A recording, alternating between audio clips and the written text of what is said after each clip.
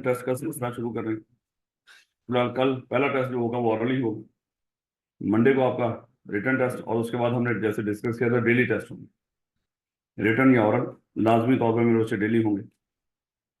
और आप ये साथ साथ तैयार करते जाइएगा, और ये याद रखना जितना पढ़ लिया जाएगा उस सारे का टेस्ट हुआ करेगा। यानी कि ये ना समझना कि हम चैप्टर 2 पे पहुंच गए तो चैप्टर नंबर 1 आप भूल गए हैं और उसके सवाल नहीं पूछे जाएंगे। जब मैंने कह दिया कि कल ऑरल टेस्ट है तो उसका मतलब क्या होगा, जितना आपने पढ़ा होगा उसमें से सबका।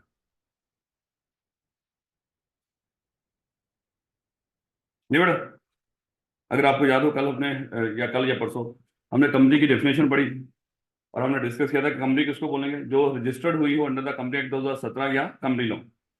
और मेरे बच्चे इन दोनों के अलावा कोई अगर कहीं और रजिस्टर्ड हुआ हो तो उसको हम कंपनी लॉ कंपनी नहीं बोलेंगे। यानी कि उसके लिए ये कंडीशन, ये कंडीशन मेरे बच्चे, उसके लिए कंडीशन ही ये है कंपनी बनने के लिए। अगर जो इस कंडीशन में पूरा नहीं उतरा वो कभी भी, चाहे उसकी शक्ल सूरत स्ट्रक्चर कंपनी जैसा ही हो, लेकिन हम उसको कंपनी नहीं मानेंगे। तो हमने फिर यही एतराज उठाया था, सर इस तरह तो कंपनी जैसे और भी बड़े सारे इदारे हैं तो उनको हम क्या कहेंगे। उसके लिए मेरे बच्चे हमने डेफिनेशन डिस्कस की थी बॉडी कॉर्पोरेट की।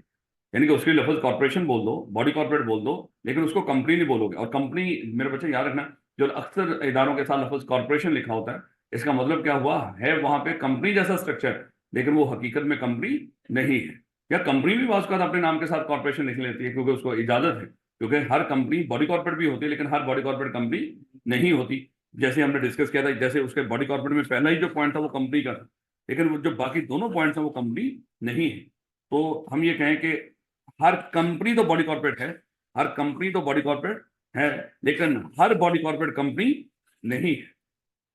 और ये तीन तरह के लोगों को हमने कहा था ये कंपनी है। कौन, जो रजिस्टर्ड हुई अंडर द कंपनी एक्ट 2017 या कंपनी, जो मुल्क से बाहर इनकॉर्पोरेट हो गए, इदारे पाकिस्तान में काम कर रहे हैं। भाई ये तो पक्की बात है, जो बाहर इनकॉर्पोरेट हुई होंगी अपने मुल्क के अंदर, जो कंपनीज इनकॉर्पोरेट होंगी किसी और मुल्क में, वो पाकिस्तान में काम कर रही हूँ, वो पाकिस्तानी कंपनी एक्ट 2017 या कंपनी लॉ में तो बड़ी नहीं, वो कभी भी पाकिस्तान में कंपनी नहीं हो सकती। तो उनके लिए हमेशा लफ्ज क्या होगा, बॉडी कॉर्पोरेट। और फिर हमने डिस्कस किया था पाकिस्तान के अंदर ही बड़े सारे ऐसे इदारे हैं जो किसी खास कानून के तहत बने होते हैं, रजिस्टर्ड हुए होते हैं, उसके तहत चलाए और बनाए जा रहे होते हैं। वो भी मेरे बच्चे कंपनी जिनके अपने खास कानून, अपने रेलिवेंट यानी कि कानून के तहत बने। जैसे यहाँ पे हर कंपनी का अपना अपना कानून नहीं, लेकिन अगर हम देखें बड़े सारे सेक्टर हैं जिनके अपने अपने कानून हैं, वो हैं, एक्ट हैं, ऑर्डिनेंस हैं। जैसे बैंकिंग की बात करें, इंश्योरेंस की बात करें, कल हमने डिस्कस किया था, और कुछ इदारे हैं। उसके बाद में बच्चे कल हमने टाइप्स ऑफ कंपनीज को डिस्कस करना शुरू किया था। अगर आपको याद है, हमने डिस्कस किया था कि कंपनी के अगर हम टाइप्स की बात करें, सबसे पहले तो लायबिलिटी के लिहाज से देखते हैं। दो तरह की कंपनी होती है, लिमिटेड लायबिलिटी वाली और अनलिमिटेड लायबिलिटी। कल हमने देख लिया था कि अनलिमिटेड लायबिलिटी वाली कंपनी तो मेरे बच्चे रेयर होती हैं, जहां पे कोई मजबूरी हो, गवर्नमेंट आपको अनलिमिटेड लायबिलिटी के साथ, लिमिटेड लायबिलिटी के साथ अलाउ ही ना करे, वहां पे आप लिमिटेड लायबिलिटी वाली कंपनी बना ही नहीं सकेंगे। तो इसलिए लिमिटेड, हम डिस्कस कर रहे थे कि लायबिलिटी के लिहाज से दो तरह की कंपनी, लिमिटेड, अनलिमिटेड और लिमिटेड। अनलिमिटेड तो हमने देख लिया भैया। लिमिटेड का कल हमने डिस्कस किया था कि लिमिटेड लायबिलिटी वाली कंपनी मजीद दो तरह की होती है, लिमिटेड बाय गारंटी और लिमिटेड बाय शेयर कैपिटल। हमने डिस्कस किया था कि सर अगर तो company limited by share capital हो, अगर कोई बंदा उस कंपनी का मेंबर बनना चाहता हो तो भाई क्या करेगा, उसके शेयर्स खरीदेगा तो सर उसका मेंबर बन जाएगा। लेकिन हमने डिस्कस किया था कि अगर कोई कंपनी लिमिटेड बाय गारंटी हो तो उसके लोग मेंबर कैसे बनते थे यार, उसका प्रोसेस फॉलो करके। डेफिनेटली मेरे बच्चे उसका मेंबर बनने का कोई ना कोई प्रोसेस होगा। जैसे हमने डिस्कस किया था, आई कैप के मेंबर एग्जांपल ली थी, और फिर हमने डिस्कस किया था कि इसकी निशानी क्या होगी कि ये बंदा उस कंपनी का मेंबर बन गया है। उसके मेंबर्स के रजिस्टर में दर्ज हुआ हुआ नाम, ये एविडेंस होती है कि वाकई उस कंपनी का मेंबर है। क्योंकि यहाँ पे शेयर सर्टिफिकेट तो होता नहीं किसी के पास, तो जो निशानी होगी ये देखो मैंने उस कंपनी के शेयर खरीद रखे हैं, क्योंकि शेयर तो है नहीं। तो फिर कैसे बनोगे, क्या निशानी होगी कि आप उस कंपनी के मेंबर्स के रजिस्टर में आपका नाम आ रहा हो।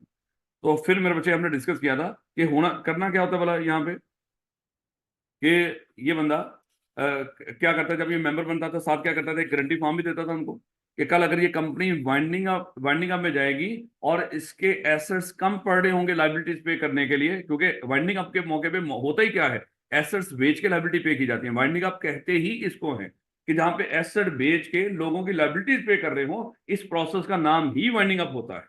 और जब सारे एसेट बिक जाए और कंपनी खत्म हो जाए, उसके लिए लफ्ज बोलते हैं डेजोल्यूशन, कि कंपनी डिसॉल्व हो गई है। इसलिए मेरे उसे याद रखिएगा कि अगर कंपनी यानी कि जब कल ये कंपनी जब वाइंडिंग अप में जाएगी तो ये गारंटी की अमाउंट हमें मंगवानी, मान लो कि इसने 1 लाख रुपए की गारंटी दी है, ये गारंटी की अमाउंट मेरे बच्चे कम ला के देगा ये मिस्टर ए कंपनी को at the time of winding up of the company. और वो भी कब, अगर एसेट्स कम पड़ रहे होंगे लाइबिलिटी पे करने के लिए, तो फिर ये कंपनी अपने मेंबर्स को कहेगी, ये मेंबर ही है उसके, कि चलो भैया वो गारंटी के अमाउंट ला के दो। और फिर हमने डिस्कस किया था ये गारंटी लिमिटेड कंपनी मजीद दो तरह की हो सकती है, guarantee limited company having share capital और guarantee limited company not having share capital. Having share capital में फिर इस कंपनी के शेयर्स भी होंगे और गारंटी भी होगी। तो फिर अगर ये मिस्टर ए इस कंपनी का मेंबर बनना चाहता है, गारंटी भी देगा और साथ उसके शेयर्स भी लेगा। शेयर्स का पैसा तो फौरन ही पे कर देगा, क्योंकि डेफिनेटली हमने डिस्कस किया था कि आज के दौर में शेयर जब आप खरीदो किसी कंपनी के, पे करोगे तो शेयर मिलेंगे, नहीं तो नहीं मिलेंगे। और गारंटी डेफिनेटली कब पे करनी है, वाइंडिंग अप के मौके पे। फिर मेरे बच्चे, अगर आपको याद हो, हमने मजीद डिस्कस किया था कि लिमिटेड बाय गारंटी कंपनी हमेशा पब्लिक होती है, ये प्राइवेट नहीं हो। ये हमेशा पब्लिक होगी, क्योंकि मेंबर्स अच्छे खासे होते हैं। प्राइवेट इसलिए नहीं हो सकती कि यहाँ पे मेंबर्स के ऊपर कुछ पाबंदी होती है, इतने इससे ज्यादा नहीं हो सकती। क्योंकि ये जो गारंटी लिमिटेड कंपनीज होती हैं, ये मोस्टली अपने मेंबर्स के बेनिफिट के लिए बनी होती है। जैसा कोऑपरेटिव सोसाइटी नहीं होती, जैसा हमने कल नाम डिस्कस किया था, ये उसी तरह की मिलती जुलती होती है। और ये जिस तरह हमने जैसे होता है ये लाहौर जिम खाना वगैरह, इस तरह के जो होते हैं क्लब श्लब, ये मेरे बच्चे गारंटी लिमिटेड कंपनीज होती है। क्या करें यार, क्या लिस्ट है, जब सिक्योरिटी स्टॉक एक्सचेंज के ऊपर ट्रेड होती है, जब एक गारंटी लिमिटेड कंपनी है जिसके पास शेयर्स ही ना हो, तो खाक जाके क्या बेचेगी वहां पे, है सवा बेचेगी। ये इतनी बातें करके ही क्यों समझ आती है? अच्छा, इसको इसको हालांकि मैं इसको डांट रहा होता हूँ, इसको वो समझाना कहता है। चलें, अच्छी बात है, समझ जाएगी। नहीं बेटा, तो इसका जो हमने डिस्कस किया था, जो लिमिटेड बाय शेयर कैपिटल है, ये दोनों तरह की हो सकती है, ये पब्लिक भी हो सकती है और प्राइवेट भी हो सकती है। ये हमेशा पब्लिक होगी, ये हमेशा पब्लिक होगी, और ये पब्लिक और प्राइवेट। फिर हमने डिस्कस किया था कि सर जो पब्लिक की डेफिनेशन क्या थी, जो प्राइवेट ना हो, इसलिए हमें किसकी डेफिनेशन समझनी पड़ी थी, प्राइवेट। और हमने कहा था प्राइवेट वो कंपनी जिसमें तीन तरह के मामला हो रहे हैं। एक तो रिस्ट्रिक्शन हो शेयर ट्रांसफर के ऊपर, एक प्रोहिबिशन हो कि पब्लिक में जाके शेयर ऑफर नहीं कर सकती, और एक लिमिटेशन हो कि मेंबर की तादाद 50 से ज्यादा नहीं हो सकती। किसी प्राइवेट कंपनी में 50 से ज्यादा मेंबर नहीं होंगे। हाँ, फिर हमने मेंबर्स के मामले में दो बातें और डिस्कस की कि जब मेंबर्स काउंट करने हैं, आपने इंप्लॉय काउंट नहीं करने, और जो ज्वाइंट शेयर होल्डर्स होंगे उनको सिंगल काउंट किया करना। फिर हमने डिस्कस किया था पब्लिक, ये प्राइवेट कंपनी भी दो तरह की होती है, याद रखिएगा, सिंगल मेंबर कंपनी और other than single member company. हर वो कंपनी हमने कहा था कि प्राइवेट कंपनी सिंगल मेंबर, इसका मतलब जो सिंगल मेंबर की कंपनी होगी वो हमेशा प्राइवेट ही होती है, ये कभी पब्लिक नहीं हो सकती। या तो सिंगल मेंबर या अदर देन सिंगल। देखो, अगर दो बंदे हों तो प्राइवेट कंपनी बना सकते हैं, other than single member company.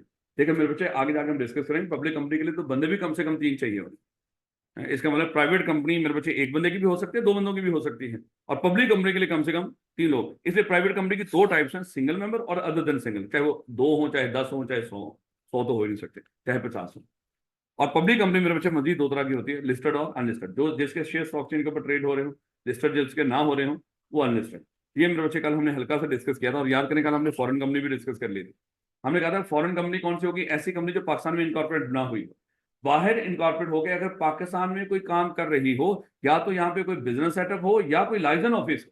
क्योंकि आजकल आपको पता है कि ऑनलाइन कारोबार हो रहे हैं, किसी ने चाहे कोई इस तरह के जस्ट ऑनलाइन कोई इस तरह के कोई लाइसेंस ऑफिस बना दिया हो, राब्ता ऑफिस बना दिया हो, जो हेड ऑफिस से जो राब्ता करेगा यहाँ पे जो एक्टिविटीज हो रही है उसके लिए। हमने डिस्कस किया था कोई भी कंपनी बाहर इनकॉर्पोरेट होकर पाकिस्तान में कोई भी काम कर रही होगी, वो हमारे नजदीक क्या होगी, फॉरेन कंपनी होगी।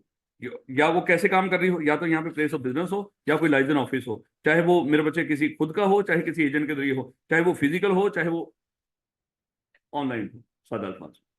और फिर यहाँ हमने डिस्कस किया था, ये एहतियात थी, ये क्या थी, ये एहतियात थी कि ऊपर के दो तरह के कारोबार के अलावा किसी तीसरे तरीके से अगर वो पाकिस्तान में आके कारोबार कर रही हो, तो वो भी मेरे बच्चे हम यहाँ पे कवर कर लें, ताकि फ्यूचर में जाके कोई मसला ना हो। हम कहेंगे तो देखो, वो कहेंगे हम ना तो फिजिकली है ना ही इलेक्ट्रॉनिक है, तो फिर तो हम आपके मुल्क में हमारा क्या लेना देना, हमें क्यों आप फॉरेन कंपनी यहाँ पे बोल रहे हो। हम उनको कहेंगे सर ये तीसरे तरीके में यहाँ पे आप आ जाएंगे, conduct any business activity in Pakistan in any other manner as में बी स्पेसिफाइड। इसके अलावा कोई और किसी तरीके से भी कोई कंपनी कारोबार कर रही हो, हम उसको भी कह सकते हैं कि अगर आप पाकिस्तान में इस तरह से कारोबार कर रहे हो, तो हमारे नजदीक क्या हो, फॉरेन कंपनी। दुनिया के किसी कोने में भी रजिस्टर्ड होकर कोई कंपनी पाकिस्तान में कोई भी काम धंधा कर रही हो, किसी भी तरीके से कर रही हो, हम जाके उसको कह सकते हैं इस लाइन के मुताबिक कि सर आप हमारे लिए क्या हो, फॉरेन कंपनी। तो बेटा ये हमने रीड करते थे आज, पढ़ लिए हमने, हमें पता है लिमिटेड बाय शेयर्स क्या है। याद है अभी हमने डिस्कस किया था कि मिस्टर ए अगर ऐसी कंपनी का मेंबर बनना चाहते हो जिसके पास शेयर्स हो, तो उसने इस एक शेयर है इसका 10 रुपए का, और ये 100 शेयर खरीदे तो कितना पैसा लगाएगा कंपनी में, 1000 रुपये। तो मेरे बच्चे इस तरह करके हम इसके मेंबर बन सकते हैं। कहता है company limited by share means the company having the liability of its member limited by the memorandum to extent of amount if any remaining unpaid on the shares respectively held by them. ये अल्फाज थोड़े से अजीब से हैं। कहता है कि ये जो कंपनी लिमिटेड बाय शेयर्स होती हैं वो कंपनी होती है जिसके मेमोरेंडम के अंदर एक बात लिखी होती है कि हमारे मेंबर्स की लायबिलिटी लिमिटेड होगी उस हद तक जिस हद तक किसी मेंबर की तरफ हमारे पैसे ड्यू।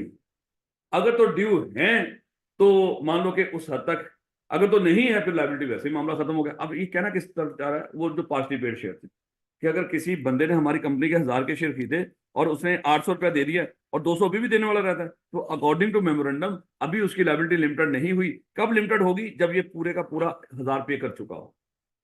अल्फाज अजीब से हैं लेकिन देखिएगा, company limited by shares means the company having the liability of its member limited by the memorandum. इसमें मेंबर्स की लायबिलिटी लिमिटेड होती है to the extent of amount if any remaining unpaid.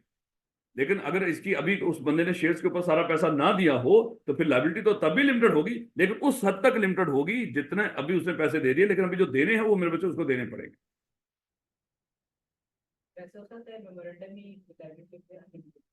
वो कंपनी अनलिमिटेड होगी नहीं, unlimited liability वाली company को पढ़ना।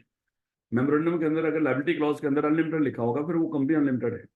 उसके मेमोरेंडम की लायबिलिटी क्लॉज होती है, हम पढ़ेंगे इंशाल्लाह चैप्टर 2 के अंदर जाके, उसमें लिखा होगा कि हमारे मेंबर्स की लायबिलिटी लिमिटेड है शेयर कैपिटल की अमाउंट तक। अगर किसी ने अपना शेयर का पूरा पैसा दे दिया उसकी मजीद कोई लायबिलिटी नहीं है। अगर किसी ने अभी पूरा पैसा नहीं दिया उसको वो देना पड़ेगा, फिर उसकी लायबिलिटी लिमिटेड उस हद तक। यानी कि अगर 1000 में से 800 दे दिया, 200 रहता है तो ये 200 कंपनी मांगेगी उससे, लेकिन 200 से ज्यादा नहीं मांग सकती क्योंकि शेयर की अमाउंट तक ही उसकी लायबिलिटी लिमिटेड थी मेरे बच्चे। ये अल्फाज अजीब से तरीके से लिखे लेकिन हमारा कॉन्सेप्ट भी पता है, इट्स ओके। और most business that incorporate as a company are companies limited by shares. The great advantage of this form of company is that the company is able, if the shareholder proves, to raise additional capital by issuing new shares. यानी कि अगर member इजाजत दें तो ये company जब जब जरूरत पड़ेगी नए शेयर इशू करके मजीद पैसा इकट्ठा कर सकती है। इस तरह की कंपनी का ये फायदा होता है। लेकिन जिस कंपनी में शेयर ही ना हो तो मेरे बच्चे उसके पास ये ऑप्शन नहीं होगा कि लोगों को शेयर देके और वो पैसा इकट्ठा कर ले। याद है बचपन में I2B के अंदर आपने पढ़ा था कि वो चैप्टर नंबर 4 इंतहाई अहम था, जो फाइनेंस सोर्सेज ऑफ फाइनेंस के बारे में डिस्कस करता था कि कोई भी बिजनेस कहाँ कहाँ से पैसे अरेंज कर सकते हैं। तो मेरे बच्चे कंपनी हैविंग शेयर कैपिटल, जब पैसा की जरूरत हो शेयर इशू करो, पैसा इकट्ठा कर लो। लेकिन जिसके पास शेयर ही ना हो, गारंटी लिमिटेड, उसके पास ये ऑप्शन नहीं होगा। और कंपनी लिमिटेड बाय गारंटी पढ़ हमने वैसे लिया था, दोबारा खुदा के लिए दोबारा मैं बता रहा हूँ बिना वजह। ये गारंटी लिमिटेड कंपनी है मेरे बच्चे। मिस्टर ए इसका मेंबर बनना चाह रहा है, कैसे बनेगा? इसका प्रोसेस फॉलो करके। और क्या निशानी होगी? इसके रजिस्टर में उसका नाम दर्ज है। और मेरे बच्चे साथ जब ये मेंबर बनेंगे क्या लेंगे से, एक गारंटी भी फिल करवाएंगे कि ये जो मान लो कि 50 है, जितना भी हो वो मेमोरेंडम के अंदर लिखा होता है। हम पढ़ेंगे मेमोरेंडम क्या है, इसमें क्या लिखा होता है। तो कंपनी के मेमोरेंडम के अंदर ही एक क्लॉज में लिखा होगा कि जो बंदा भी इस कंपनी का मेंबर बनेगा उसको मेंबर बनते वक्त 50,000 की, लाख की, 10 लाख की, करोड़ की, जितनी अमाउंट वहां पे लिखी होगी उतनी गारंटी फॉर्म फिल करके वो देना पड़ेगा। और ये गारंटी मेरे बच्चे वो कब ला के दिया करेगा कंपनी को? At the time of funding. याद रखोगे, ये कुल बातें थी गारंटी लिमिटेड। और गारंटी लिमिटेड मजीद दो तरह की हो सकती है, हैविंग शेयर कैपिटल और नॉट हैविंग शेयर कैपिटल, दोनों तरह की हो सकती है। अभी बकवास की है, गारंटी लिमिटेड का मतलब ही अनलिमिटेड, यानी कि अनलिमिटेड गारंटी लिमिटेड हो सकती है। हाउ इट इज पॉसिबल कि दोनों चीजें एक ही कंपनी में हो? नहीं बेटा ऐसा कुछ नहीं। यानी कि गारंटी लिमिटेड अनलिमिटेड हो सकती है, हाउ इट इज नहीं होती फिर बच्चा। अभी मतलब कुछ नहीं होता किसी कुछ। हाँ ध्यान है बेटा। तो गारंटी लिमिटेड मजीद दो तरह की हो सकती है, हैविंग शेयर कैपिटल और not having share capital. Light आ गई भाई, बच्चों से मशवरा कर लेते हैं, मशवरे में बरकत होती है बेटा। अगर आप कहें तो 2 से 3 मिनट लगेंगे, हम उसको जनरेटर को बंद करके वापडा की बिजली पे चले जाते हैं, उससे अच्छी हवा फेंकेंगे जो एसी। आप बताओ, कर दें मानो उसको? मेरे बच्चे ऑनलाइन वाले बच्चों सिर्फ जल्दी करके, सिर्फ आपके 2 से 3 मिनट चाहिए होंगे। मेरे बच्चे लाइट वापस आ गई है तो मेरे बच्चे माजरत एक छोटी सी इंटरप्शन के लिए, जाती नहीं लाइट इस टाइम पे, लेकिन बस 2 मिनट ये हाँ मैच नहीं मैं इतने देखता, लेकिन वर्ल्ड कप तो छोड़ने को दिल नहीं कर। और ये शुरू से अब दुआएं शुरू होगी। अब अमेरिका अगले दोनों मैच हारे और ये अपने आगे 4 में से कम 3 जीते, एक अभी भी हारने का मार्जिन है अगर अमेरिका अगले दोनों हार जाते हैं। क्या बस ये दुआ करो इस दफा पहुंच जाए, दुआएं तो हम अभी भी कर लेंगे। वैसे अंदर से तो अभी भी साथ ही है, इंडिया और पाकिस्तान के मैच तो देखेंगे। और इन्ना इन्नी नहीं होती तो यार चलो मैं यार, चलो चलो चलो चलो, बहुत दे रहे हो, बहुत मिलेंगे। ये तो बेशर्मी है अगर ये सोच रहे हो। ले बड़ा चलें, चलें साबिर बेटा, अगर मन किया कभी तो इंशाल्लाह बड़े होके फिर आ जाना हमारे पास, अगर हुए हम लोग मौका दे देंगे आप लोगों को, लेकिन पहले शुरू में हम फ्री पढ़वाएंगे आप लोगों से। सारी बात है, खुद सोचो आप, आपके पास कोई पढ़ने के लिए आएगा है, यहाँ पे तो आप एक्सपीरियंस टीचर ढूंढते हो और खुद आते ही बगैर एक्सपीरियंस के चाहते हो कि हमें सब कुछ मिल जाए। ना पहले आपका एक्सपीरियंस बनवाएंगे मेरे बच्चे, यहाँ के आर्टिकल्स करवाएंगे आपसे, पैसे लेंगे बजाय देने के, मजाक कर रहा हूं। लेकिन शुरू में आपको कुछ नहीं मिलेगा। नहीं बेटा गारंटी लिमिटेड को हम डिस्कस कर रहे थे, कह रहे कि company limited by guarantee means A company having the liability of its member limited by the memorandum, क्योंकि ये मेमोरेंडम की एक क्लॉज होती है लायबिलिटी क्लॉज, उसके अंदर ही लिखा होता है कि हमारे मेंबर्स की लायबिलिटी लिमिटेड है या अनलिमिटेड है। और अगर लिमिटेड है, लिमिटेड बाय गारंटी है या लिमिटेड बाय शेयर कैपिटल है, और अगर लिमिटेड बाय गारंटी हो तो फिर मजीद लिखा होता है कि कहां तक की गारंटी तक लिमिटेड है। ये सारी बातें कहां पे लिखी होती है, हमारे मेमोरेंडम के अंदर। तो such amount as a member may respectively thereby undertake to contribute to the asset. देखो इसलिए मैंने कल, अगर आपको याद है, एक लफ्ज बोला था कि ये जो गारंटी लिमिटेड कंपनी के अंदर जब at the time of winding up हम इनसे वो पैसा मांगेंगे गारंटी का, इनके लिए लफ्ज बोला जाता है कंट्रीब्यूटरीज, कि ये कंट्रीब्यूट करते हैं किसमें, एसेट्स में। क्योंकि एसेट्स लायबिलिटी पे करने के लिए कम पड़ रहे होते हैं, हम इनको कहते हैं लाओ भैया लाके एसेट्स में आप ही हिस्सा डालो, ताकि इन एसेट्स में इजाफा हो और हम लोगों की लायबिलिटी पे कर सकें of the company in the event of its being wind up. लेकिन होगा कब, जब वाइंडिंग अप हो रही हो, ये तभी आपने लाके पैसे देने हैं। A company limited by guarantee may or may not have share capital, लाजमी नहीं कि सिर्फ गारंटी लिमिटेड होती है, वो शेयर कैपिटल वाली भी हो सकती है। Liability of member of a company limited by guarantee not having share capital is restricted to the amount of the guarantee as mention in the memorandum. Memorandum में अगर लिखा हुआ कि हमारे मेंबर्स की लायबिलिटी जो गारंटी होगी वो 1 लाख तक की होगी, तो 1 लाख तक ही लिमिटेड होगी मेरे बच्चे। कल आपने लाख रुपए तक ही ला के देने हैं, इससे ज्यादा आप लाइबल नहीं होंगे। और the liability of member of a company having share capital is restricted to the amount of guarantee as mention in memorandum in addition to unpaid amount of share. ये क्या कहना चाह रहा हूं, अगर कोई कंपनी गारंटी लिमिटेड हो और हैविंग शेयर कैपिटल भी, हैविंग शेयर कैपिटल हो, guarantee limited having share capital, ये वैसे लिखना होगा कुछ। मिस्टर ए इसका मेंबर बन, इसने 100 शेयर खरीदे 10 रुपए वाले, 1000 रुपया लगाया और साथ इसने 50,000 की गारंटी दी है। ये 1000 का 1000 पे कर चुका है एट द टाइम ऑफ, जब इसने शेयर खरीदे थे उसी वक्त फुली पे कर चुका है उसको। इसकी लायबिलिटी कहां तक लिमिटेड होगी, सिर्फ गारंटी के अमाउंट तक। लेकिन अगर पुराने वक्त की हम बात करें, जब होती थी उधार भी, अगर इसने 1000 में से अभी 700 रुपया दिया हो और 300 अभी पेबल हो, तो अभी इसकी लायबिलिटी कहां तक लिमिटेड होगी, 300 रुपया और 50,000, ये 300 भी देना है इसने। ये अल्फाज मेरे बच्चे उसने यहाँ पे लिखा है कि अगर शेयर कैपिटल वाली भी है guarantee limited company having share capital है, तो फिर अगर कोई अनपेड अमाउंट रहती है शेयर्स के ऊपर, वो भी इसने देनी होगी और गारंटी की अमाउंट देनी होगी। पता नहीं बात समझ आ रही है कि नहीं, समझ तो हमने पहले लिया था, बस रीड कर रहा हूँ। अनलिमिटेड लायबिलिटी वाली कंपनी हमने डिस्कस किया था, इसमें मेंबर्स की लायबिलिटी कैसी होगी, अनलिमिटेड। कहता है unlimited means A company not having any limit on it's liability of its member, यानी कि मेंबर्स की खुद की लायबिलिटी पर भी अनलिमिटेड होगी, बिल्कुल पार्टनरशिप की तरह। This all has the advantage of a normal. फिर हम क्यों बनाएंगे सर इस कंपनी को, कहता है कि बाज का लोगों की लायबिलिटी लिमिटेड अलाउ नहीं होती, लेकिन वो कंपनीज के जो बाकी बेनिफिट्स होते हैं मुल्क के अंदर, जो सहूलतें मिलती हैं कंपनी को, वो फायदा उठाना चाह रहे होते हैं। कि कोई और टैक्स में कोई छूट है या किसी तरह की बाहर इंपोर्ट एक्सपोर्ट के अंदर कोई, अगर उनको कोई सहूलत हो, इस तरह की सहूलतों से फायदा उठाने के लिए वो क्या करते हैं, उसको कंपनी के तौर पर रजिस्टर्ड करवा लेते हैं। हालांकि लायबिलिटी तो अनलिमिटेड है, तो उसको पार्टनरशिप भी रख लें।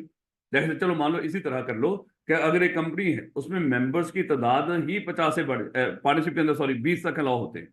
अगर अगर कोई लोग हैं वो काम कर रहे हैं और वहां पे तादाद उनकी 20 से बढ़ जाए, हम उनको कंपनी पार्टनरशिप के तौर पे अलाउ ही नहीं करते, हम उनको कहते हैं कंपनी रजिस्टर्ड कराओ। देख लो काम ऐसा कर रहे हो जहां पे लिमिटेड लायबिलिटी अलाउ ही ना हो, और फिर वो अगर वो कंपनी बनाना चाहें कोई फायदा उठाने के लिए, क्योंकि 20 से ज्यादा लोग हैं, अब वो 20 लोग मिलकर काम तो कर नहीं सकते, उनको लाजमी तौर पे कंपनी बनानी पड़ती है। ये याद रखिएगा, जहां पर भी 20 या 20 से ज्यादा मालिक हो ना किसी कारोबार के, 20 से ज्यादा लोग, तो मेरे बच्चे वो कभी पार्टनर नहीं रह सकते, उनको क्या करना पड़ता है, कंपनी रजिस्टर करवानी पड़ती है। वो लाजमी तौर पे अपने आप को कंपनी के तौर पे रजिस्टर्ड करवाएंगे। लेकिन अगर उनको लिमिटेड लायबिलिटी वाली कंपनी अलाउ ही ना हो और बंदे भी 20 से ज्यादा हो, तो ऑप्शन ही कौन सा रह जाता है? अनलिमिटेड लायबिलिटी वाला। In practice, unlimited liability companies are fairly rare, but are sometimes used by a partnership style business. LLP अभी पाकिस्तान में इतना इसका कोई कॉन्सेप्ट नहीं, लिमिटेड लायबिलिटी पार्टनरशिप इंडिया के अंदर आ गया। अंग्रेजों से शुरू होती है चीज, इंडिया से फिर हमारे तक आती है 5-10 साल के अंदर। तो ये आ रही है, उम्मीद है कि आगे नियर फ्यूचर शायद ये आ जाएगी यहाँ पर। तो बेटा प्राइवेट कंपनी कितनी तरह की हुआ करती थी? 2 तरह। अगर मेरे बच्चे, एक सिंगल मेंबर कंपनी और एक other than single member company. Single member company कौन सी हुआ करती थी? जिसका मेंबर एक हो, याद रखिएगा। कहते single member company means a company which has only एक member. It is the company which consist of a single member who is also the director of the company. वही मालिक है, वही डायरेक्टर है। These company are govern by the special rules, यानी कि company act 2017 के तहत नहीं, इनको गवर्न करने के लिए, चलाने के लिए कुछ और रूल्स होंगे, सिंगल मेंबर कंपनी के rules. In these company SMC Private Limited is added to the name of the company। यानी कि सिंगल मेंबर कंपनी की निशानी क्या होगी? उसके नाम के साथ लाजमी वर्ड, खाली प्राइवेट नहीं लिखा होता। जैसे CFE अगर सिंगल मेंबर कंपनी है तो CFE प्राइवेट लिमिटेड नहीं लिखा होगा, CFE SMC प्राइवेट लिमिटेड लिखा होगा। ये रूल्स आगे जाकर मेमोरेंडम में डिस्कस करेंगे। प्राइवेट कंपनी याद है, कल हमने डिस्कस किया था कि पब्लिक कंपनी कौन सी होगी जो प्राइवेट ना हो। और फिर प्राइवेट कंपनी हमने डिस्कस किया था कि कौन सी other than single member company, उसकी डेफिनेशन है। क्योंकि सिंगल मेंबर का तो उसने डिफाइन नहीं कर रखी, सिंगल का क्या डिफाइन करना है? ऐसी कंपनी भी हो और एक ही मेंबर हो तो सिंगल मेंबर है। लेकिन मेरे बच्चे अगर सिंगल मेंबर के अलावा जो बाकी प्राइवेट कंपनीज हैं, ये उसकी डेफिनेशन है, याद रखिएगा। क्योंकि यहाँ पे मेंबर्स की तादाद 50 से ज्यादा नहीं हो सकती। शेयर ट्रांसफर के मामला हैं, शेयर ऑफर करने के मामला हैं, वो सिंगल मेंबर ने क्या, उसके मेंबर की तादाद 50 से ज्यादा, वो तो है ही एक, उसमें इस तरह के मामला है ही नहीं। ये जो डेफिनेशन है जिसमें ये जो हमने डिस्कस किया था, private company means the company which bye it's article, जिसमें आर्टिकल में ये 3 तरह की पाबंदियां लगी हो, ये कौन सी है? Other than single member company. अच्छा, ये तीनों बातें कहां पे लिखी होंगी? आर्टिकल्स के अंदर पढ़ेंगे। 2 डॉक्यूमेंट्स थे ना, मेमोरेंडम और आर्टिकल्स। एक मेमोरेंडम जो कंपनी बनाता था और आर्टिकल जो कंपनी चलाते थे। तो आर्टिकल्स के अंदर ये लिखा होगा कि हमारी कंपनी के जो शेयर होल्डर होंगे, उनके शेयर ट्रांसफर के राइट के ऊपर क्या है? रिस्ट्रिक्शन है। यानी कि शायद वो अपनी मर्जी से शेयर ट्रांसफर नहीं कर सकेंगे, उसके लिए कुछ रिक्वायरमेंट्स होंगी, वो रिक्वायरमेंट्स पूरी करेंगे फिर ही अपने शेयर ट्रांसफर कर सकते हैं। इसका मतलब क्या हुआ? पब्लिक कंपनी में ये रिस्ट्रिक्शन, उसके आर्टिकल में ये रिस्ट्रिक्शन नहीं होती। उसके मेंबर अपने शेयर जैसे मर्जी किसी को ट्रांसफर करें, कहीं पे कोई पाबंदी नहीं है। हो सकते हैं, अच्छा कल मैंने आपको बताया था, ये नहीं कि शेयर ट्रांसफर हो ही नहीं सकते। रिस्ट्रिक्शन का मतलब क्या था? हो सकता है, लेकिन कुछ कंडीशंस होंगी जो आपने पूरी करनी है। इसी तरह मेरे बच्चे, इसके प्राइवेट कंपनी में कितने होंगे? Limit the number of its member to 50। Members की तादाद कहां तक होगी? 50 तक। लेकिन उसने साथ बता दिया, not including person who are in the employment of the company. इसमें आपने वो लोग कौन नहीं करने जो एम्प्लॉय। लेकिन फिर मैंने आपको कल बताया था, अगर कोई बंदा शेयर होल्डर भी हो और एम्प्लॉय भी हो, वो तो कौन होगा? As a shareholder. And prohibits any invitation to the public to subscribe for the prohibit, हमने मना कर दिया उसको सिरे से ही, ये बिल्कुल अलाउ नहीं। Any invitation to the public, ये आम पब्लिक को, जनरल पब्लिक को इनवाइट कर रहे हो to subscribe for the share, कि आए हमारे शेयर्स के लिए पे करें। सब्सक्राइब करने का मतलब क्या होता है? पे करना। कि आए हमारे शेयर्स के लिए पे करें, या शेयर्स कह लो या debentures of the company. Shares या डिबेंचर, आगे ये डिबेंचर्स वगैरह को हमने डिटेल में डिस्कस करना है, इसका अलग चैप्टर है पूरा। बस इतना भी मैं बता देता हूँ कि वैसे तो आप I2B के अंदर डिबेंचर पढ़ के आए, क्या होते थे बोला डिबेंचर्स? हाँ बिल्कुल, डिबेंचर्स क्या होते हैं कि हर वो कागज का टुकड़ा, जैसे मैंने सादा बताया था, जिसके ऊपर आपने लोगों से लोन लिया, वो डिबेंचर ही होता है। उसका नाम चाहे जो मर्जी रखे। जिस कागज के जरिए आपने लोन लिया है, कागज का मतलब क्या? अगर आप किसी से पैसे पकड़ रहे हो उधार के तौर पे, किसी कागज पर लिखकर उसको दे रहे हो कि इतनी इतनी देर के लिए इतना पैसा उधार के तौर पर मेरे पास आ गया, ये मैं सूद समेत फलानी तारीख तक आपको पे कर दूंगा, उसको जिस कागज पर भी लिखकर दे रहे हो, ये कागज का टुकड़ा क्या कहलाता है? डिबेंचर्स। इनके डिबेंचर जस्ट और जस्ट क्या होते हैं? लोन की सिक्योरिटी होती है। डिबेंचर्स क्या होते हैं? यानी कि सिक्योरिटी ना लफ्ज बोलने चले, और लोन लेने का तरीकाकार है, चले इस तरह करना, याद रखोगे। यानी कि शेयर्स भी पैसा लेने का तरीकाकार है और डिबेंचर भी। लेकिन शेयर लोगों को मालिक बनाता है और डिबेंचर लोगों को क्रेडिटर बनाए और आपको मकरूज बनाए। शेयर्स में आप मकरूज नहीं होते डेफिनेटली। तो ये जो प्राइवेट कंपनी होती है, ना तो डिबेंचर जाके लोगों को कह सकते हो मेरे डिबेंचर ले लो, क्योंकि जब लोग डिबेंचर खरीदेंगे कंपनी को उधार पे पैसे दे रहे होंगे और कागज ले रहे होंगे। और ना ही कंपनी को जाके कह सकते हैं, लोगों को कह सकते हैं हमारे शेयर्स खरीदो।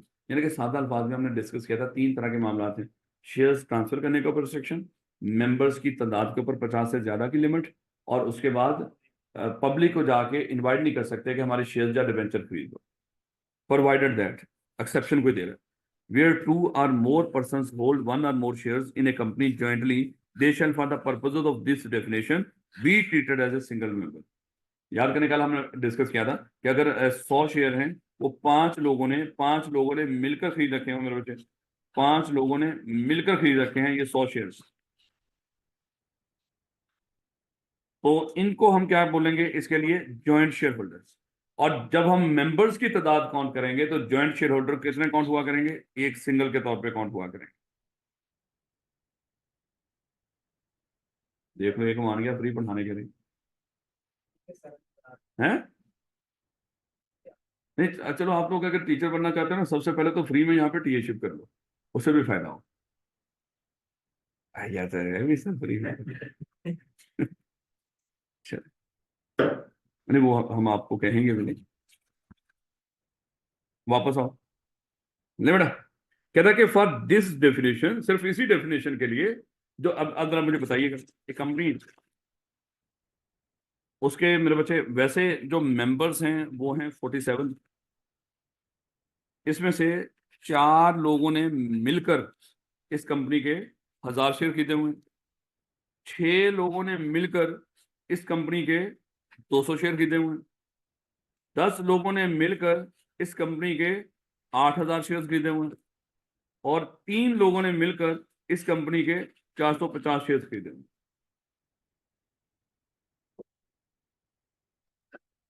47 मेंबर्स, और ये भी आपके सामने लोग हैं जिन्होंने इस कंपनी में इस तरह मिलकर पैसा लगाया, ये इनके अलावा है डेफिनेटली। अब बताओ इस कंपनी के टोटल मेंबर कितने हैं? 51। क्या ये 50 से ज्यादा है या कम है? क्या ये अलाउ है?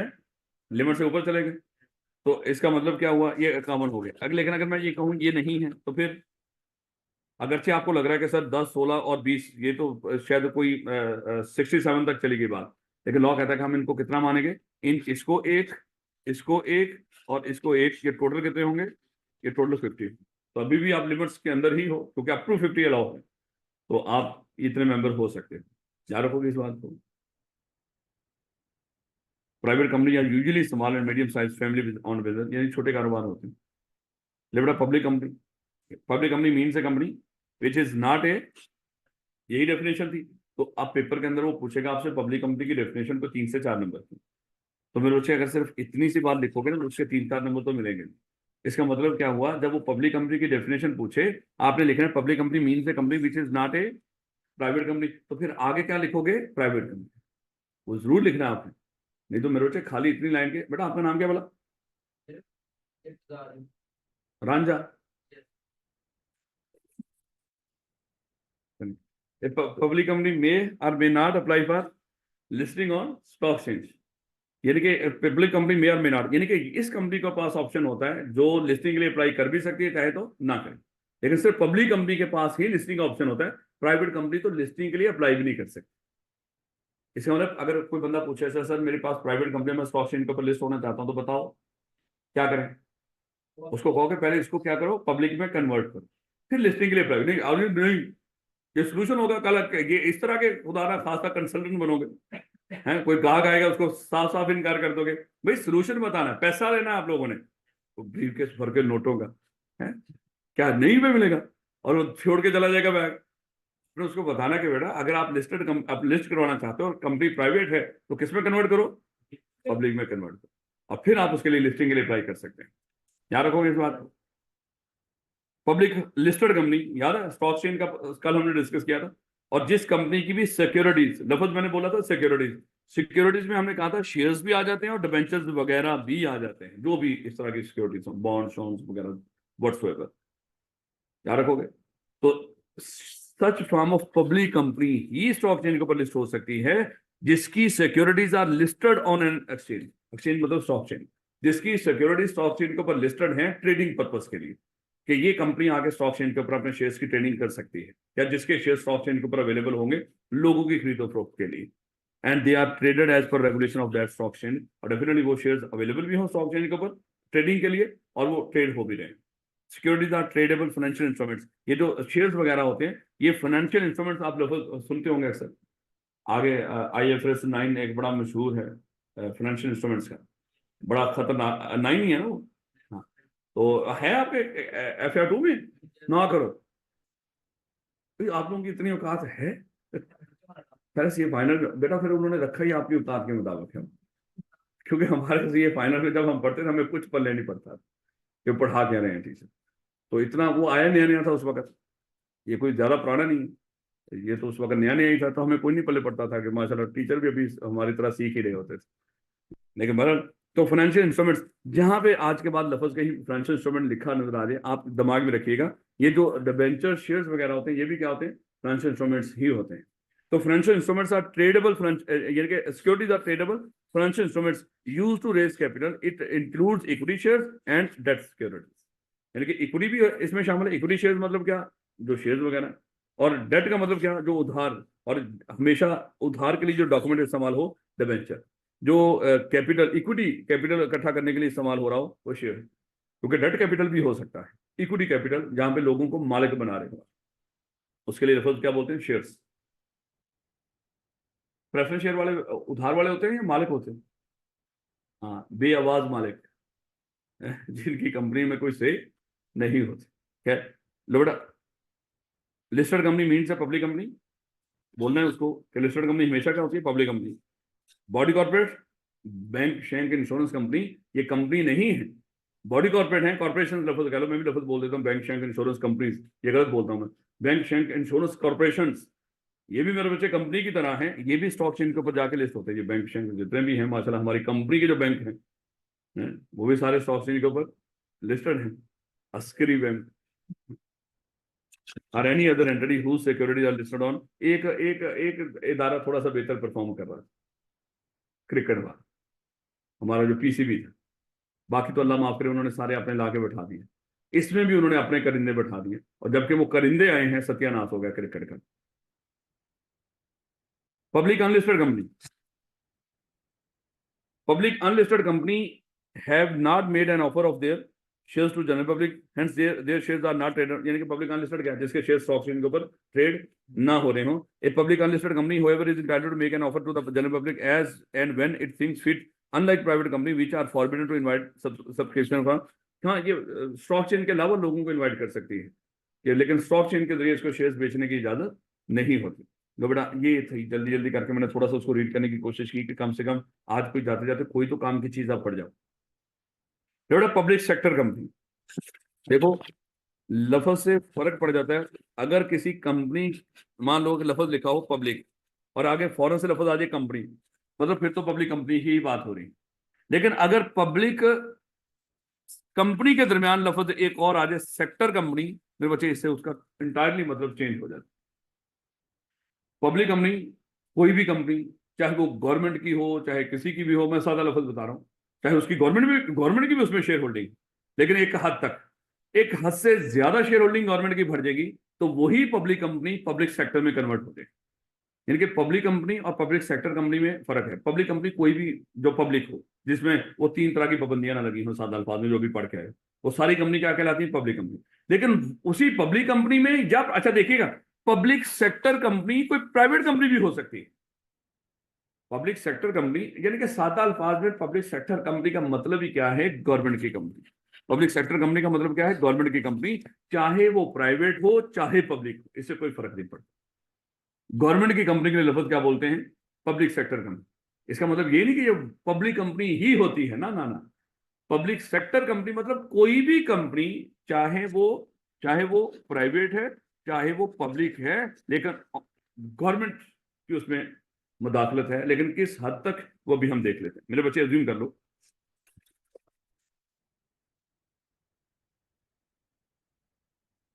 ये एक कंपनी है, हम ये पढ़ने जा रहे हैं कि सर इस कंपनी को कब हम पब्लिक सेक्टर कंपनी बोलेंगे, वो हम देखने जा रहे हैं।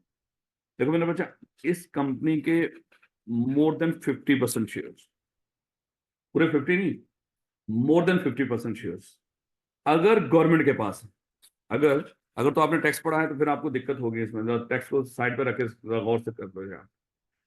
यहाँ पे पब्लिक सेक्टर कंपनी का मतलब क्या है, कोई भी कंपनी हो, चाहे वो प्राइवेट हो ये कंपनी, चाहे कोई प्राइवेट हो चाहे पब्लिक, अगर इसके मोर देन 50%, पूरे 50 नहीं, मोर देन 50% शेयर गवर्नमेंट के पास हो तो ये पब्लिक सेक्टर कंपनी है। ऐसी कंपनी जिसके मोर देन 50% शेयर्स गवर्नमेंट के पास हो तो वो क्या कहलाएगी? Public sector company. इस तरह से भी पब्लिक सेक्टर बन सकती है। और दूसरा होगा, इस कंपनी के जो डायरेक्टर्स होंगे, इस कंपनी के डायरेक्टर अगर मेजोरिटी डायरेक्टर, क्या बोला? मेजोरिटी डायरेक्टर, मेजोरिटी का मतलब क्या है? मोर देन 50%। मेजोरिटी कहते ही मोर देन 50% को है, नहीं तो वो मेजोरिटी नहीं होती। या तो इक्वल होगा या कम होगा। अगर मोर देन 50 है तो तभी हम लफ्ज क्या बोलते हैं? मेजोरिटी मेरे पास शेयर होल्डिंग है या डायरेक्टरशिप है। देखो, अगर इस कंपनी के 8 डायरेक्टर हैं, मेजोरिटी डायरेक्टर इसमें कितने होंगे बोला? 5, यानी कि मोर देन 50%। अगर मोर देन 50% डायरेक्टर्स, मेजोरिटी डायरेक्टर्स मेरे बच्चे किसके हों? गवर्नमेंट के, तो वो भी क्या होगी? पब्लिक सेक्टर में। यानी कि दो ही मेरे बच्चे कंडीशंस हैं किसी कंपनी के लिए, इन दोनों में से या है या ये कंडीशन पूरी होती है या ये पूरी होती है। इन दोनों में से कोई भी कंडीशन पूरी हो जाए, वो कंपनी क्या बन जाएगी? पब्लिक सेक्टर बन जाएगी, चाहे वो प्राइवेट हो चाहे पब्लिक हो। देखो वो बन क्या जाएगी? Public sector company. कब? अगर उस कंपनी के मोर देन 50% शेयर गवर्नमेंट के पास हो। गवर्नमेंट आपको पता ही है कौन सी वाला, चाहे वो फेडरल हो चाहे वो प्रोविंशियल हो। अच्छा, खाली उन्होंने गवर्नमेंट तक नहीं रखा, गवर्नमेंट की आगे जो अथॉरिटीज हैं या जो डिपार्टमेंट्स हैं, अगर उनके पास भी इस तरह का मामला हो, वो गवर्नमेंट की अथॉरिटी, गवर्नमेंट की जो इस तरह की वो डिपार्टमेंट्स टाइप के हैं, जो गवर्नमेंट ने आगे बनाई होती है इस तरह की कॉर्पोरेशन वगैरह, इन्वेस्टमेंट पर्पज की इन्वेस्टमेंट कॉर्पोरेशन ऑफ पाकिस्तान है, नेशनल इन्वेस्टमेंट ट्रस्ट है, इस तरह की चीजें बना रखी हैं उन्होंने। तो गवर्नमेंट के पास, खुद के पास हो, चाहे वो गवर्नमेंट प्रोविंशियल हो चाहे फेडरल हो, या गवर्नमेंट की बनाई हुई अथॉरिटीज या डिपार्टमेंट के पास अगर किसी कंपनी के मोर देन 50% शेयर्स हो तो वो पब्लिक सेक्टर, या उस इस पूरे ग्रुप में से किसी के भी उस कंपनी के मेजोरिटी डायरेक्टर इनकी तरफ से, तो क्या कहलाएगी? Public sector. दो ही है, लेकिन उन्होंने बड़े अजीब तरीके से बहुत कुछ लिख दिया यहाँ पे। अच्छा, एक और चीज देखिएगा, जब उसने ये लफ्ज बोला ना, गवर्नमेंट की बनाई हुई डिपार्टमेंट या अथॉरिटीज, तो मेरे बच्चे याद रखना, एससीसीपी भी गवर्नमेंट की ही अगर देखा जाए उसी का एक अथॉरिटी है, या वो कह लें अथॉरिटी कह लें, गवर्नमेंट की ही तरफ से एक डिपार्टमेंट है या उसकी अथॉरिटी है, ये कह लें एजेंसी है, क्या लफ्ज बोला जा सकता है? ठीक है, तो यही कह लें, अथॉरिटी ही कह लें। ये गवर्नमेंट का ही मेरे बच्चे एक इदारा है, इस तरह का। लेकिन गवर्नमेंट, ये एससीसीपी को जगह जगह पे इजाजत होती है कि किसी कंपनी में डायरेक्टर अपॉइंट कर सकती है, इसलिए इसको निकाल देगा। कहता है ये तो, इसका तो काम ही कंपनीज को रेगुलेट करना है। अगर ये रेगुलेशन पर्पस के लिए किसी कंपनी में डायरेक्टर अपॉइंट कर रही हो, चाहे वो सारा बॉडी अपॉइंट कर रही हो, इसके अपॉइंट कर दे डायरेक्टर्स की वजह से कोई कंपनी पब्लिक सेक्टर नहीं हो, क्योंकि इसका तो काम ही कंपनीज को रेगुलेट करना है। ये अगर किसी कंपनी में कोई डायरेक्टर वगैरह अपॉइंट कर भी रही होगी, ये रेगुलेशन पर्पस के लिए कर रही होगी, इसका मकसद कोई उस कंपनी को पब्लिक सेक्टर बनाना नहीं है।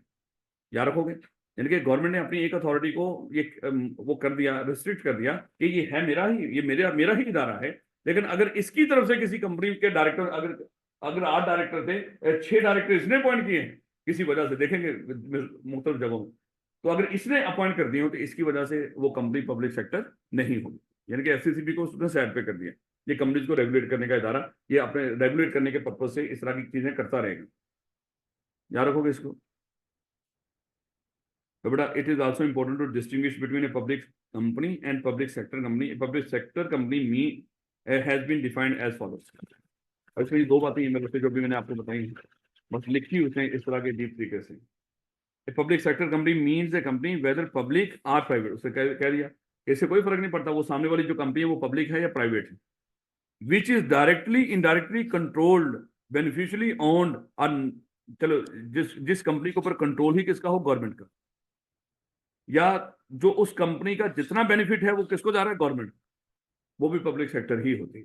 देखो, एक पॉइंट तो उसने यहाँ पे एक पॉइंट कर दिया उसने, यानी कि 3 तरीके से शायद हम यहाँ पे पब्लिक सेक्टर कंपनी को डिफाइन कर सकते हैं। पहला तरीका क्या है? कंट्रोल्ड आर बेनिफिशियली ओन्ड, मतलब पूरे का पूरा उसका फायदा किसको जा रहा है? गवर्नमेंट। ऐसी कंपनी जो कंट्रोल्ड की जा रही हो गवर्नमेंट की तरफ से, या बेनिफिशियरी ओन्ड, मतलब बेनिफिशियरी ओन्ड का मतलब क्या है? उसका जितना बेनिफिट है उसकी मालिक कौन है? गवर्नमेंट। तो वो भी क्या कहलाएगी? पब्लिक सेक्टर। अब दूसरा क्या था बोला? मोर देन 50% शेयर्स अगर गवर्नमेंट के हैं, या तीसरा क्या है? मेजोरिटी डायरेक्टर गवर्नमेंट के। तो 3 तरीके से मेरे बच्चे इसको करें। कोई बंदा पूछ ले पब्लिक सेक्टर कंपनी कौन सी होती है, एज पर कंपनी एक्ट 2017, ये ना हो कि टैक्स के लिहाज से पूछ रहा हूँ, वो कुछ और होती है, टैक्स में कुछ और होती है ना public company, sorry public sector company की बात, वो पब्लिक कंपनी कह रहे हैं, सॉरी माजूर। तो फिलहाल वहां पे पता नहीं उन्होंने पब्लिक सेक्टर किसको कहा, गोली मारो, हमें उससे कोई नहीं, वहां पे पब्लिक सेक्टर की डेफिनेशन ही नहीं हमारे टैक्स के अंदर। इधर आओ, यहाँ पे है। तो यहाँ पे अगर वो कोई बंदा पूछ ले पब्लिक सेक्टर कंपनी बताओ अकॉर्डिंग टू कंपनी एक्ट 2017, तो आप कितनी तरीके से बताओगे उसको? 3 तरीके से कि सर अगर कोई कंपनी कंट्रोल्ड और बेनिफिशियली ओन्ड हो बाय गवर्नमेंट, अगर किसी कंपनी के किसी कंपनी के मोर देन 50% शेयर्स हो गवर्नमेंट के पास, या किसी कंपनी के मेजोरिटी डायरेक्टर अपॉइंट करने की पावर हो गवर्नमेंट के पास, गवर्नमेंट या उसकी डिपार्टमेंट्स या एजेंसीज या अथॉरिटीज स्वाय एससीसीपी के, तो वो क्या बन जाएगी? वो पब्लिक सेक्टर बन जाएगी। मुश्किल बात है काफी, मेरा ख्याल है मुश्किल। चल चल रांझे बता। अच्छा ये बच्चे की मैं एक तरह आपको बताऊं, ये माशाल्लाह एक खूबसूरत लखारी है। ये सोशल मीडिया पे इधर उधर कुछ लिखता है जब, तो इसके अल्फाजों में बड़ा वजन होता है। ये बड़ी अच्छी बात है मेरे बच्चे के इस उम्र में कोई लोग इस तरह के, जो भी कोई हाईलाइटेड टॉपिक हो उसके ऊपर कोई बंदा बात लिख रहा हो, जब बात लिख रहा हो उसको इंतहाई बातमीज तरीके से, और अगले बंदे को, जिससे उसको पता भी चले कि किसी लिखने वाले ने वाकई कोई बेहतर चीज लिखी है। तो ये इस बच्चे की माशाल्लाह एक खूबी है। ये बताने का मकसद ये था कि इस तरह की चीजें मेरे बच्चे, वैसे मुझे बच्चों का पता भी नहीं चलता, वैसे आप यहाँ पे बैठे हो कौन कहाँ पे क्या कर रहा है, लेकिन मुझे लग रहा था कि वो बच्चा वही है, क्योंकि मैं उसको फिर वो जाके तस्वीर भी चेक करता हूँ, ये कौन सा ऐसा होनहार बच्चा है। नहीं बेटा बताए। अगर वोटिंग राइट अगर गवर्नमेंट के पास हो गए या मेजॉरिटी ऑफ डायरेक्टर्स अगर गवर्नमेंट अपॉइंट करेगी तो पब्लिक सेक्टर कंपनी होगी सिवाय एक और रह गया था शुरू वाला। गवर्नमेंट या उसकी वजह नहीं नहीं, एक शुरू वाला कंट्रोल और बेनिफिशियरी ओन, वैसे इनके जरिए भी कंट्रोल ही आता है दोनों के जरिए, लेकिन पर उसने अल्फाज बोल दिए तो हमने बोल देना उसको। नहीं बेटा, public sector company means a company whether public or private which is directly indirectly controlled beneficially owned, एक हो गया, या नॉट लेस देन 51%, 51% क्यों बोला, यानी कि मोर देन 50%, मोर देन 50% कितने होंगे? 51% ही होंगे एटलीस्ट, ये एटलीस्ट है, नॉट लेस देन 51%, इससे कम ना हो। इससे कम कितना होगा? यानी कि 51% से कम कितना होगा? 50, यानी कि 51% से कम ना हो, यानी कि 50% ना हो, यानी कि मोर देन 50%। तो चाहे उस तरह अल्फाज लिख लेते, बात तो एक ही थी। यार बकवास बंद किया कर यार, पास कर दे।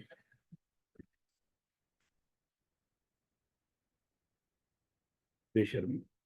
Not less than 51% of the voting securities or voting power of which are held by the government or any agency or government or a statutory body, sorry, which are held by the government or any agency of the government or statutory body. Statutory body क्या है? जो government के बनाए हुए इदारे जो किसी खास कानून के तहत बने, जैसे स्टेट बैंक ऑफ पाकिस्तान का हमने एग्जांपल लिया, वो किसका है? गवर्नमेंट का है। तो समझ लो वो क्या है? गवर्नमेंट की एक statutory body. National bank of Pakistan government की एक क्या है? स्टैट्यूटरी बॉडी है।